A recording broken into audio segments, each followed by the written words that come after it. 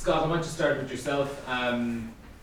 Last week or a couple of weeks ago, we heard Dan O'Brien was carrying a little bit of an injury. Can you just give us an update on her to start with, and if there's any other players that are carrying bumps and bruises at the moment? Yeah, okay. Well, first of all, we'll start with the big question. We're in pretty good health as a squad.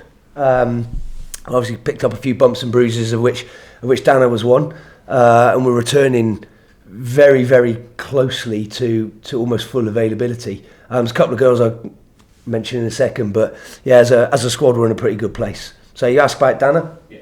Unfortunately, Dana injured her ankle just after Christmas, and she's been working really hard.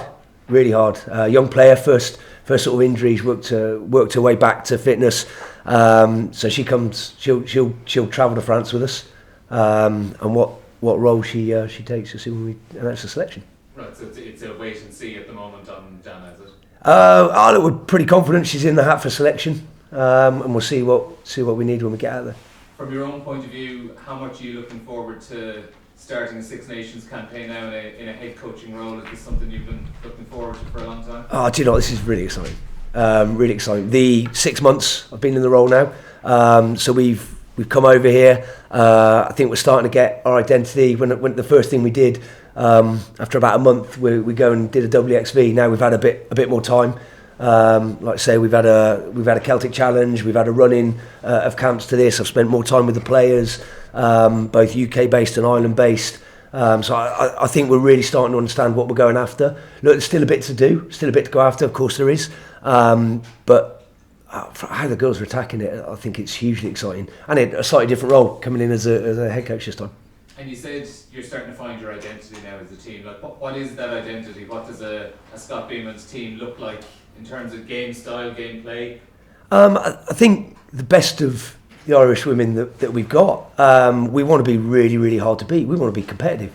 So everything we base around our training week, our training model, we compete regularly. Even in meetings we'll have little competitions between forwards and backs, inside backs, outside backs. Lots of little games, lots of little opportunities to become good games players. So hopefully the more we visit that, the more we'll see that on the pitch. And finally for myself then, Edel, how are you settling into the captaincy role yourself, and Sam shared it for the WXV? Has that power balance kind of ironed itself out nicely now over these last few months? Yeah, we keep getting asked this question. It's quite funny, and we don't even know how it works, because it just does. It just works. The two of us work well together, work well on the pitch, work well off the pitch, share the roles. But we share the roles even within the squad as well, so we don't take it all on ourselves. We've good staff that help us along that way and help guide us to maybe challenges that we come against. But as a whole, the squad is really helpful in sharing those delegations and then the staff. So at the moment it's been working really well. Yes, it's been a pleasure. Well, I'll add on to something like that. So I've not used co-captains before. Bit more of the old-fashioned model. And I've got to say, both Sam and Edel, how they bounce off each other has been fantastic. When we came in, we said we'd go with the co-captains and we'd see what it looked like going to a Six Nations. Absolutely no point did I think of changing it, because they work so well together. And that's not just their relationship with the players, it's with the staff, it's with the whole. They're excellent role models. Well, we saw Leinster do it, and then Scotland have also done it, so the men's team. Oh, it's catchy. Yeah. Will there be a designated on-field captain though who will deal specifically with referees? Because we've seen with Leinster before that they're like, oh, I'm not talking to you, I'm talking to Gary or James, so what yeah, so logistically for WXV we did have to nominate a captain of the day.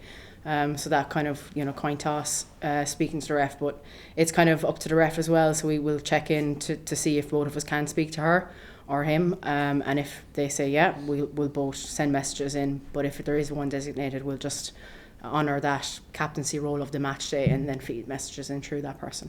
So, yeah. So just back to Dana again, has she trained fully? I know I was asking you this last week. Has she trained fully, because we're now obviously just a few days out now from... Absolutely. Oh, she's trained fully. Yeah, she's trained. She's training and she's going well. Okay. Aside McGrath, is she okay?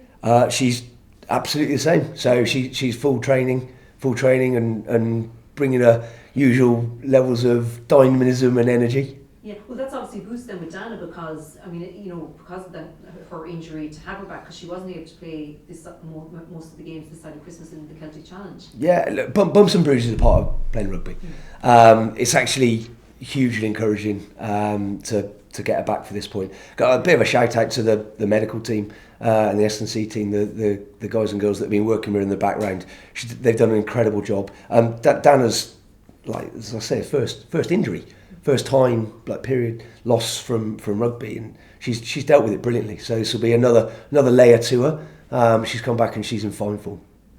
Scott, there were a number actually who probably didn't play right at the end of the Celtic Challenge, but you've had for a few weeks together now, and I suppose rugby now we get to the stage where the time in camp is kind of a bit trumped. You don't want people playing obviously as well, but you weren't too worried about those last couple of rounds of Celtic Challenge where players were missing as long as they were with you for most of this period. Yeah, absolutely. Again, it can happen. Bumps and bruises are part of playing rugby. How we keep people up to speed. We've been pretty connected throughout the Celtic Challenge anyway.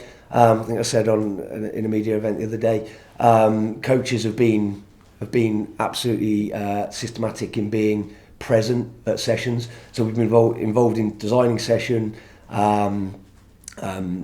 used as a sounding board in terms of how and what their playing identities are. So we're pretty tight with all that. So any girls that, even if they haven't been playing, have seen plenty of us, have been in touch with us regularly. I think everyone's in a pretty good space now to go and attack this first game. And Edel, last year you were in a very different place. You'd been injured shortly before the Six Nations, and experienced player even at that stage, but you're out of it. And just talking the difference this time and actually the anticipation, and I'm sure it's almost increased the enthusiasm for it this year. And even last year, when the team obviously up against in tough games or whatever and not being able to contribute, you must be absolutely buzzing just personally yourself. Yeah, because it's difficult always missing the Six Nations or missing it so literally 2 weeks before the campaign. Getting over the hurdle of getting selected and then picking up an injury that rules you out for the whole campaign can be quite tough. So obviously from my own personal mindset, really excited to get going and getting back into this campaign and playing the Six Nations. But then also just, it's a new squad and a new coaching setup, new training identity, and off the back of a positive tournament in Dubai for us, we're quite excited to get going. Yeah. Scott, just one from me. I was just wondering, you mentioned the Celtic Challenge there, the WXBs. How beneficial are them tournaments on the run up to something like the Six Nations for you? Do you see players reaping the rewards from playing them sort of games? Absolutely. So you remember this is year 2, so we've had the second incarnation of Celtic Challenge. It's going to become more and more and more important. So as the competition grows, the layers of competition, the layers of challenge, what have you, from the other nations as well, we'll get more and more out of it. So the more time we can spend together is obviously beneficial. So the telepathy, the unsaid stuff between players, building partnerships, connections within groups it's really important. It's been really interesting actually to see the identities of the two groups. So obviously we've had the Wolfhounds and the Clovers, and they've competed. So both within the league system, and we've done some joint training sessions. And it's been absolutely fantastic. So the people wear the hat that they're with, and absolutely buy into it, and things like that sort of add to the training identity that Edel's just spoken about. And for you, what would a successful campaign look like over these coming weeks? Qualifying for the World Cup. So as a bare minimum, that's really, really important. Really important for Ireland. We want to give people something to go and cheer, something to support. We've said from the very beginning, there's a product that we want to put on the pitch that can get people excited. But to do that, we've got to get to the relevant competitions that allow us to showcase that. So the world stuff, the Six Nations is an unbelievable competition. It's great. We're not interested in finishing bottom of that. So we want to perform. We want to pick up some wins, but ultimately we want to qualify for the World Cup. Cheers. And just in terms of the fixture list is as it is, so you can't change that. And you got to tell yourself it's the best way to have it. But in some ways, is it good to obviously very tough game away to France to start with, but you're going to whatever way that works out, you're going to take a few punches along the way, whatever. But is it good to have that coming into then a real target game against Italy to not be coming cold into a match like Italy, much as that game is going to be coming fairly soon after the. It works the same for them as well. So they get a game before coming into. Now we got 3 home games. Italy, Wales, Scotland, and we want to go well at home. We want to say, are the positives in having such a tough game to start with, as opposed to one maybe that there's more external expectation of you? Possibly, but I want this group to not fear anyone. Now, how quickly we get to produce some results, but going away to France. That's why I can say external expectation. Yeah, and how we're talking about it is we're talking about it being. Have you seen the stadium? Great stadium. So 20,000 seats. You know that everybody in France is going to have a couple of flags and some sort of musical instrument. There's going to be loads of noise. It's going to be a right atmosphere. So actually getting excited to go and partake in an occasion like that is why we're involved in rugby. So I don't want us to fear going to France. I want us to be excited by it. So now France are obviously going to be one of the favourites for the competition. They're a good team. Probably not gone their way in the last few years in terms of results and what have you. Probably not gone their way in World Cups, but they're up there as a World Cup contender. So we'll pay them respect they deserve. But one of our outcomes is we're gonna fire some shots. So we want to get over there and we want to get our game going. Now, what it looks from the off, it won't be for lack of trying, and we're certainly. I think we've got the capability to really generate some momentum, and then we'll go from there.